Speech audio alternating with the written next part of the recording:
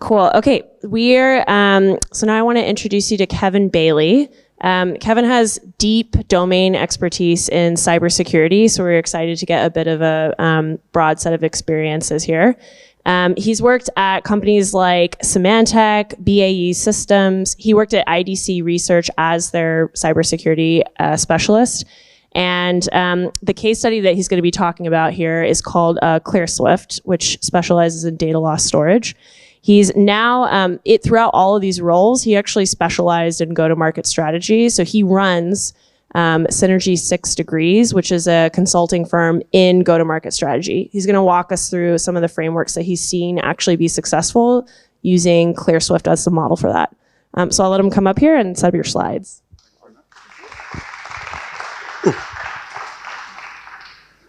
I need to do the right slides. Hi, everyone. We still awake?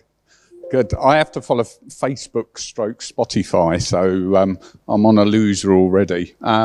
Somebody asked me earlier, the gentleman up there, about what's the career of a product marketing person? Me. So to give you an idea in the background, as Katherine says, so I've run a product marketing team in EMEA for Symantec. I was a product marketeer, then ran the geography. I ran global analytics intelligence for Symantec worldwide. I've been the research director for IDC on security software. I pulled together BA Systems Applied Intelligence businesses, 14 of them, into 3 business units. I've repositioned companies now, and now I'm starting my own company. So you have an absolute wealth of opportunity. Yeah. One thing I always say to marketeers, and you'll see this if you ever read any of my blogs, you don't just do the colouring in section and the pink fluffy stuff, right? You do the stuff that says you were in the field before a salesman has even woken up in the morning. Yeah, you're the pathfinders. You're going out there, as Spark says, you go out there, get black and blue and bruised testing stuff before a salesperson's even got a chance to sell it. That's how brands are made. So the one thing you should always do through this, the one thing that's missing in my intro is I left school to shoot people. I joined the army. Yeah. So, and then I went to school afterwards. I have a Master of Science degree in marketing strategy. And the reason I did an MSc and not an MA is I know how to do it. I want to know why I should be doing it. And that's the thing you should always say to everyone. Why? And the only way you do that is being data-driven, being factual about it. Then you can stand up, as the gentleman said, about salespeople. How do you combat when they push you back? Well, you do it through fact, not emotion. If they say, well, I don't want to go and sell this because I'm always used to selling it this way, you say, well, the company now wants you to sell this product. Open the door, go away, and don't come back until you sold it. Yeah, those were the days of Xerox. They used to be given a printer in the old days, put in their car, off to drive and sell it, and they couldn't come back until they sold the printer. One of my old sales director friends used to work, and you'd be called Xeroids. That's what the life was. So you can see how old I am. Are you? Good. See, she's a Xeroid down in the front. The reason, and people ask me, why did I call my company SynergySix Degrees? I don't have an alliance to Kevin Bacon, right? First of all, but exactly. My Master of Science degree I did on social media and business, and I found that I could do 6 degrees of separation in 3.4. Yeah, I want to know the 0.4 is because it's a very small person. But you can prove it, and that's, people talk about social not being the thing that it should be. It is. It's a powerful way to get your message out and contact people. And as the other guy said, get your network really, really close to you. Use everything that you've got, because do them a favour, they'll do you 2 favours back. And that's how you build it. Synergy is, because you'll see through the framework that I built, it's all about doing things together. If you get isolated, then people will think of you as just the colouring in section. If people realise what you put into your job, then they'll realise the amount of time and effort that it takes to do what you do as a contributing factor to the whole solution. So, so this is my framework, and we'll go through it bit by bit. There's no way in half an hour I can talk you through the whole thing. By the way, I do have a website. You can go on there, you can download anything you like. Yes, it is gated, but it's only so I can see what people are downloading. I do not spam you. Yeah, I work in the security world as well, so I get told off. But you can download every single bit about what I'm going to talk about, and there's papers about each section. This is where it starts from. You've got to start with a plan. Don't just do something because somebody told you to do it. Ask them why. And when they give you an answer, ask them why again. And they'll get annoyed with you, but keep asking them why until you get to the purpose, what you're doing. The other thing that I slightly disrupt the market is go-to-market is not just a marketing exercise. It's everyone's exercise, and you'll see what I mean by this. So, when I started my business, I went to see a friend of mine, Keith Robinson. He's the Chief Strategy Officer at Sage. And I said to him, who owns go-to-market? And he said, product. I said, why? He said, well, they set the strategy. No, they don't. They just build the product. They might know what's needed in it. Then I asked somebody else, who owns go-to-market? And they said, sales. No, that's routes to market, not go-to-market. Different terminology that is out there. They all own their own pieces, but you've got to understand it all fits together. So this is ClearSwift. You can go online, find them. They're now part of Help Systems Group. They were acquired again a couple of months ago. This was a real product launch that we did. My job at ClearSwift as the VP of Go-to-Market was to reposition the company as a data loss prevention provider. They were known as an email security and web security company, and they wanted me to reposition them. And you'll see where in the KPIs, I had certain things to hit. This is the product purpose. If you don't have a purpose, it's not worth it, anything. And it should be the way that the customer views you, not the way you think about it. So it's their benefit, not your benefit. Then features, simple to implement. Why? Because every other DLP product was hard. Delivers a unique technology for email security. That's what you wanted in there. And it eliminates the pain of a thing called stop and block. If you go to send data out and you shouldn't send it out, the system stops it going out. Well, that's not good enough. You could redact it, and that's what they had. They could physically take that piece out, put it all back together and send it out, but without the content in there that they shouldn't have sent. This is a small number of the KPIs. The project sheet for this was 468 lines. Yeah. You look at it and go, ugh. But everybody owned something in there. Everybody knew what was dependent upon them before somebody else could do anything. I work on a Pareto system. Things are either green or red. They're either done or they're not done. 99% says it's not done. 100% goes green. Yeah. And on the spreadsheet, when you put 100% in, there's a little column or cell next to it that's put a smiley green face up. It's amazing the amount of people that complain, first of all, when they said, well, I've done 80% of it, that's good enough. No, but I need 100% for somebody else to pick it up and then go and do their job. When they got 100%, they were the first to come to me saying, why haven't you changed that to a smiley face? Yeah, simple things like that. They suddenly got in the picture of it. So we're going to go through and I'll show you how the framework fits with these. This is B2B. It's software and hardware environment that it works to. So first of all, go-to-market is inclusive, not exclusive. Yeah, these are the stakeholders. Everybody here are what I call specialist disciplines. Every one of these was involved in the first meeting and subsequent meetings. This company had about 150 employees. The vast majority were based here in the UK, just outside Reading. I had everyone from these departments at that meeting, even people, HR, talent, were in there. Yeah. Somebody asked about communication, about, you know, at which point do PR get involved. You'll see why you've got to have them in there. So the next thing was market relevance was established.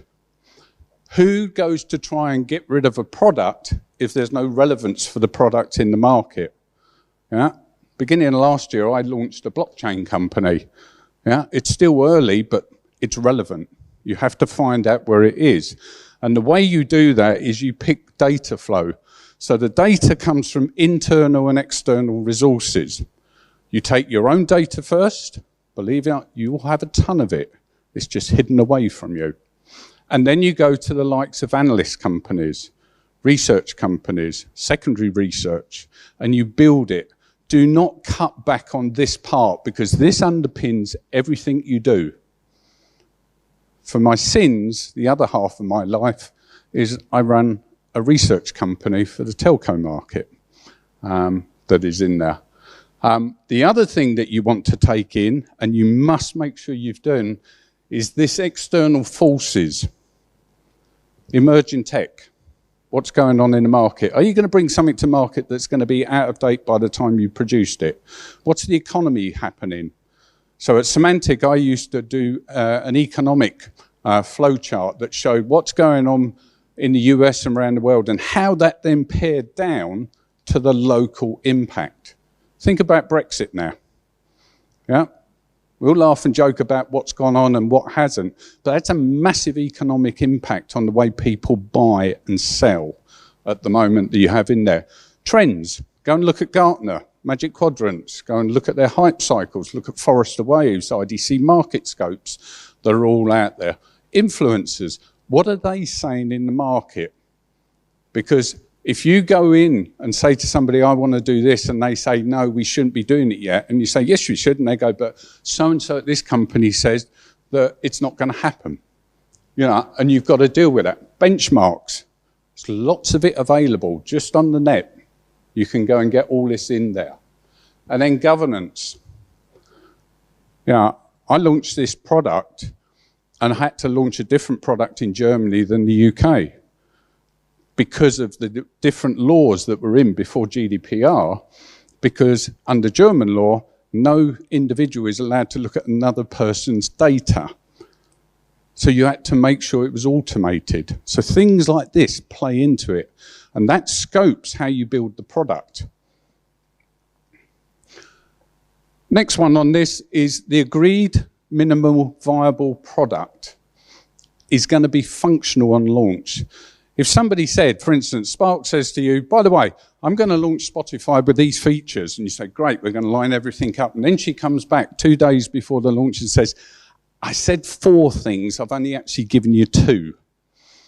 And you go, okay, fine, when's the other 2 coming? You say, they're going to come a month after. I can deal with that. But then she says, actually, I produced 5. Say, but I don't know about the 5th one. I'm not prepared for it in the market. So you need to know what the features and functions of the minimal viable product are, so you can plan everything for that. And these are the people involved into it. So each of the tick boxes shows who's involved. And somebody says, why is it operations, which is, by the way, is management, your operations, central operations team, they set strategy.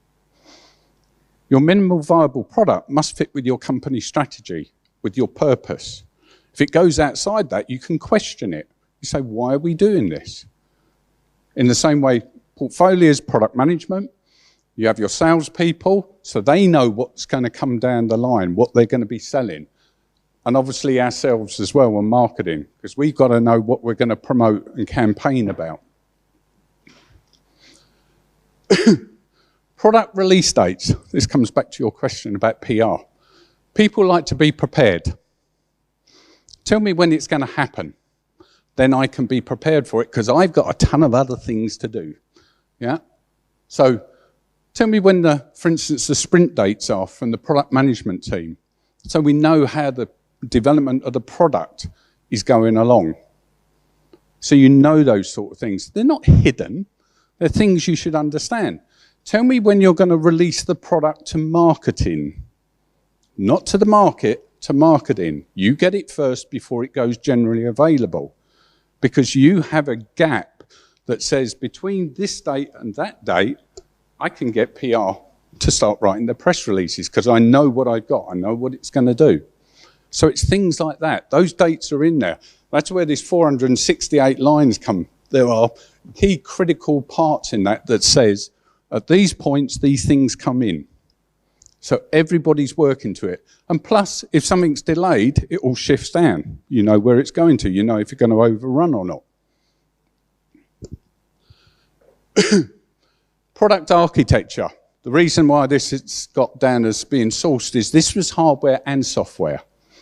So we had to make sure that the product management team knew that the hardware it was going on is procured through the operations team and the finance team.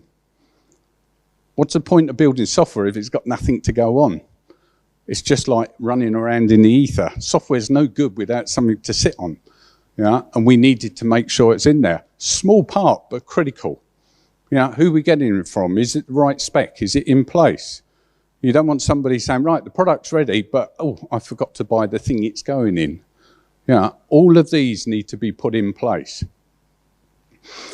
Then you've got a thing what I call validation of vertical and segment markets. You're targeting. Look at the people that are involved, that is on there. HR's involved. Why? Because you're going to go after a certain market. Have you got the people in those countries to go and target? Do you need to recruit them? Have you got the right skill levels that need to be in there?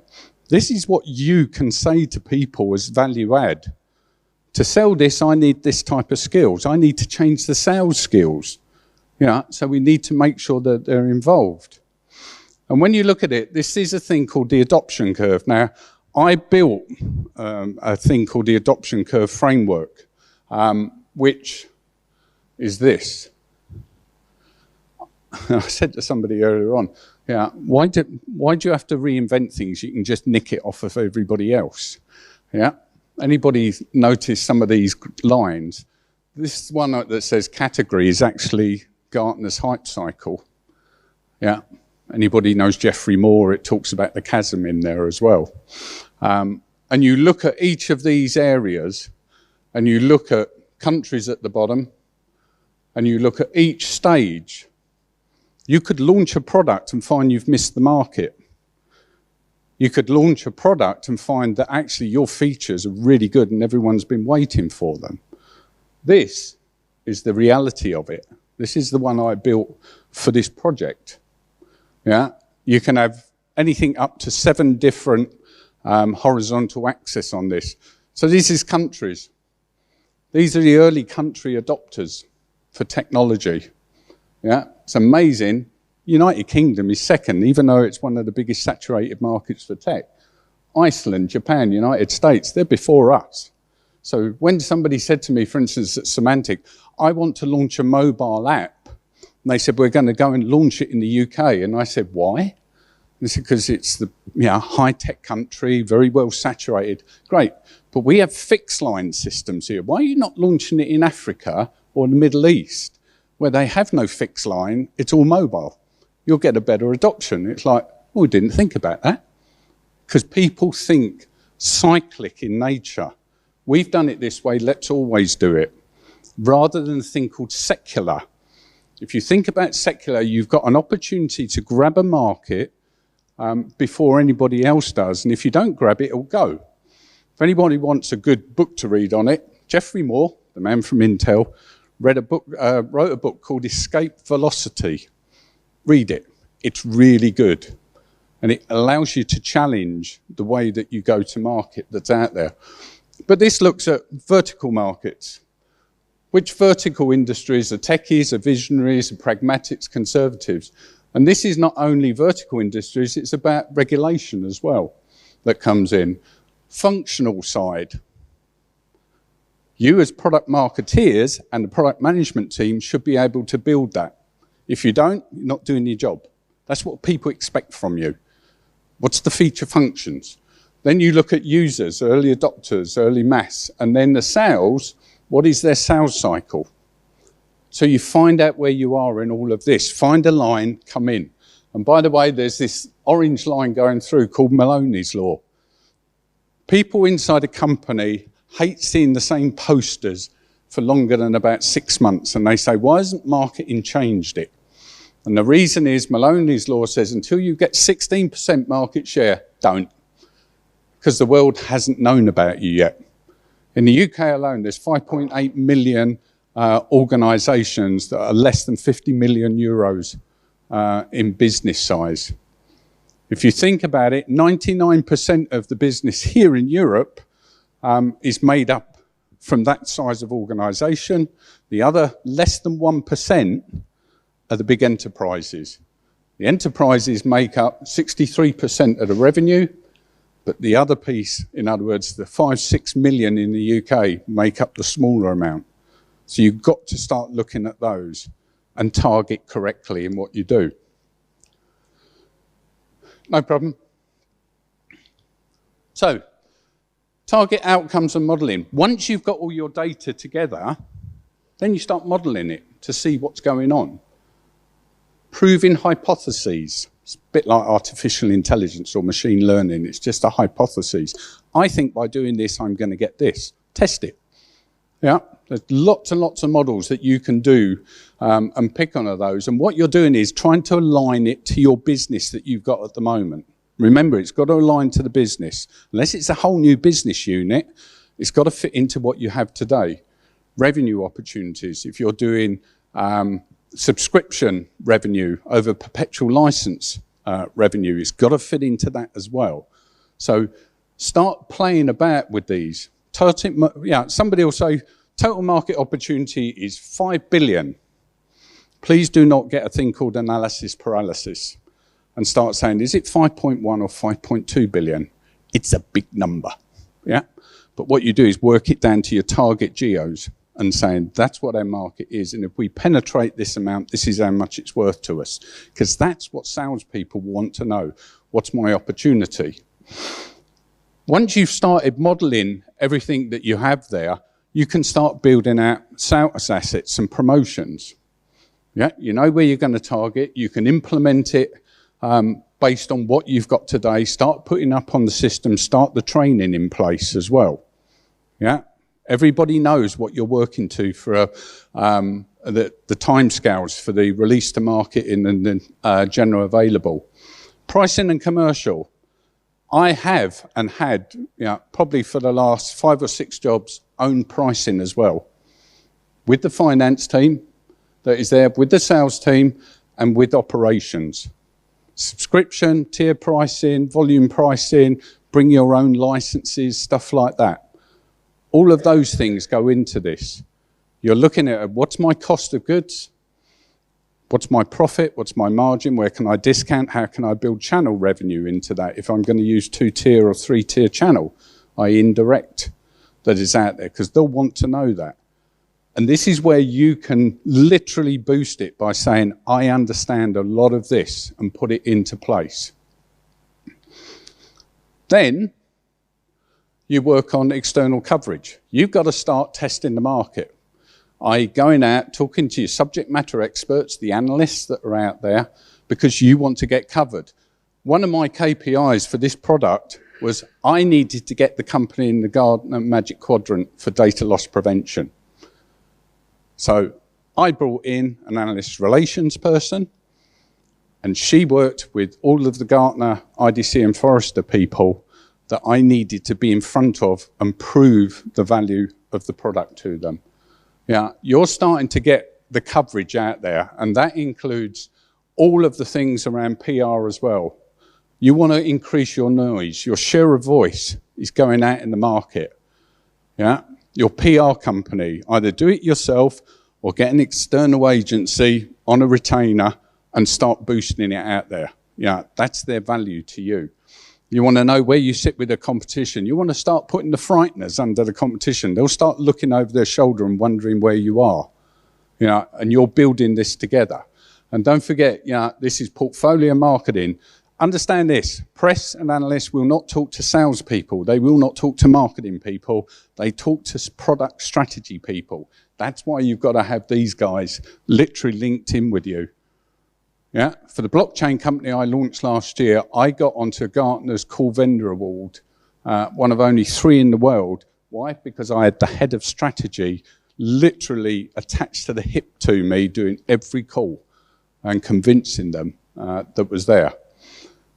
You've got your market awareness established, that you've got in place, which is good. Then you've got to also make sure you've got support and triage. You own this as well. You've got to make sure they've got the content, the assets, they've got all of the support capabilities. If you're using channel, you've got to have, in effect, dual branded activity going on. Now, all of this can come under you, but something really key that Spark said is, you don't have to do it all, you just need to make sure it's being done. Because that sits on your project list. They'll come to you and say, I've done this, what do I need to do next, Kevin? And you say, well, you've got to do that. Don't forget you've got it. Great, we'll come back and deal with that. So all of this needs to be in place to allow you to accelerate that. And then you do a post-launch review. So in the middle here, where it talks about align, implement, and review, you're continually doing this. Standard marketing, if you do anything through the Chartered Institute of Marketing, it's about closed-loop systems. Yeah, know when you're going wrong, rectify it, start again. Know when you're going even better than you thought you would, accelerate it. Yeah, those are the sort of things you can put in place. Look at what you've done and you will screw up. I can tell you this now. Yeah, it's reality.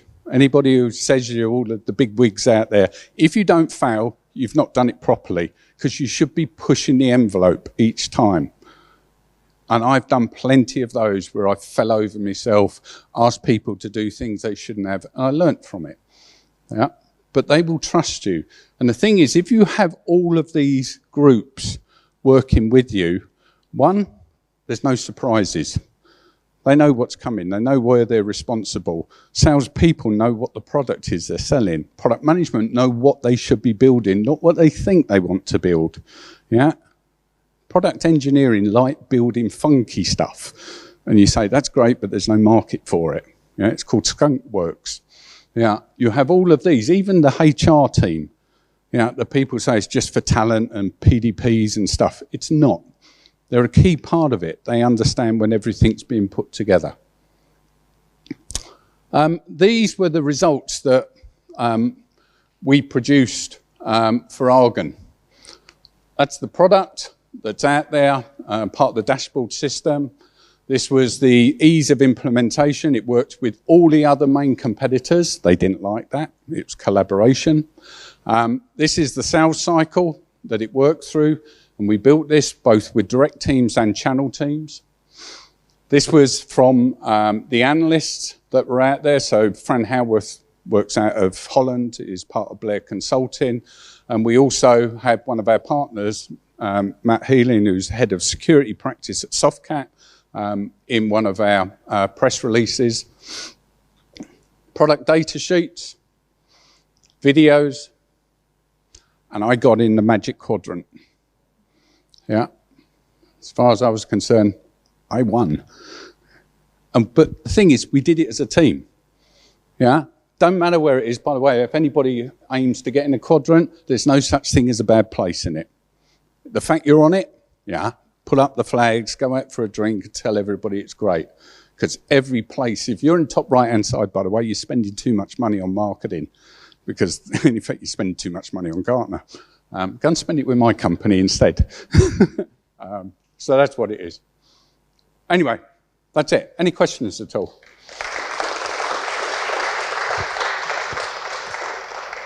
Yes? One of your messages about the start of investing is how important that is to Oh, unbelievable.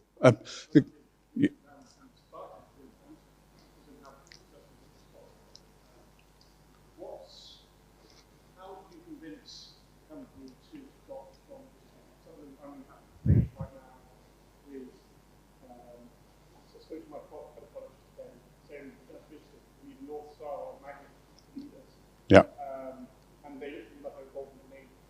Yeah. So maybe it's about cross top tips or how to No, it is. It is. And let's understand something. this isn't just like falling off a bike. You know, it's hard work and you get injured. A purpose can change. Your company purpose can change as your company evolves. But that's the thing that the company sees out there that they want, in effect, as their brand image, that somebody goes, I can relate to that. It's not vision, it's not mission. They're all internal. Yeah, I want to grow to £1 billion company. I don't give a stuff about that. That just means, you know, you're taking £1 billion and doing with them. You know, I'm going to have the best sales kickoffs. I hate sales kickoffs because all it does, it says to the world, I'm just, excuse the pun, I'm pissing all your money up the wall to take all my people out. A purpose is so customer centric, and you keep going up and up and up until you find it, and it could be 3 words long. And all you've got to do is say to each of them, why are we doing this? Well, because, yeah, I want to build the best product. But what are you building it for? I'm building it so a customer can engage with their customers better. But why do they want to do that? And you keep going up. So it's an enjoyable conversation you've got to have. You've got to have somebody on side. Anyone who's against you, you ain't going to get anywhere. But it's easier with smaller companies, obviously, than corporates. It was easier than, you know, at Symantec with Enrique Salem, who was my CEO there. And I said, what is our purpose? You know, and he said, secure the world. Great. That's a vision, not a purpose. How does it happen? And we worked through that. Yeah. On a smaller company, the blockchain company, it was about enabling data trust. And he said, so what does it mean? It means I can share data with anybody and know that nobody else can see that. And I can only share it with people who are allowed to see it that was on there. And then you start working down from it. You know, so everything I write about starts at purpose. And then vision, mission, yeah, all of the objectives and stuff fall under it. But you can move the purpose as your company evolves. Because you may want to divert your company into a new market. Create a new purpose and align everything behind it.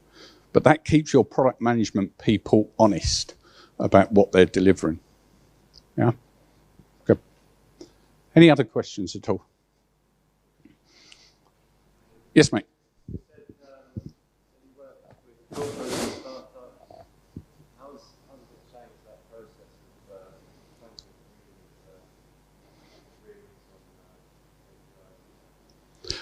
of It's actually not that different, because everybody wants to know whether you're doing your job properly.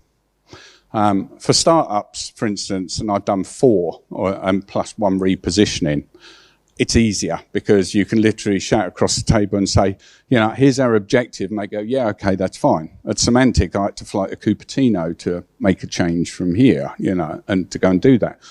But once they understood why you were doing it, so again, this is where the data point comes and the factual functions come into it. And you don't need massive amount of it. You just need enough that you're convinced that you're doing the right thing, and you can convince somebody else that actually what you're thinking of doing is the right way to do that.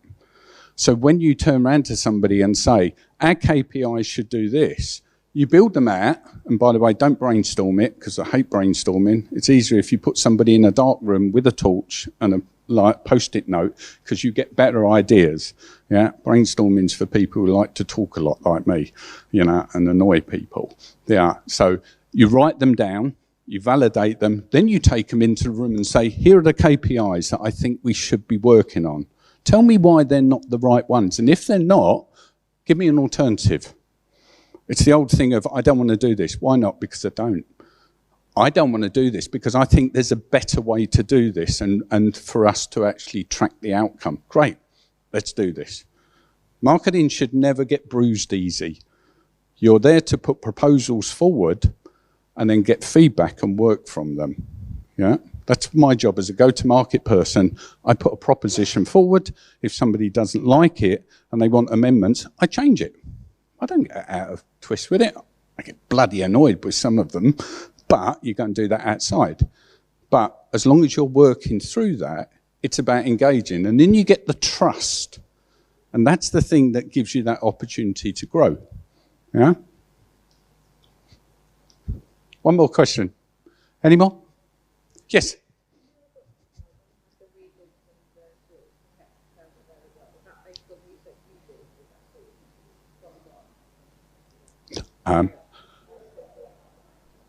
Yeah, I stole it. Yeah.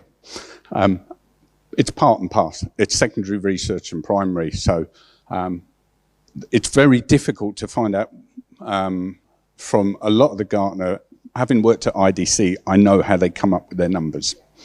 Yeah.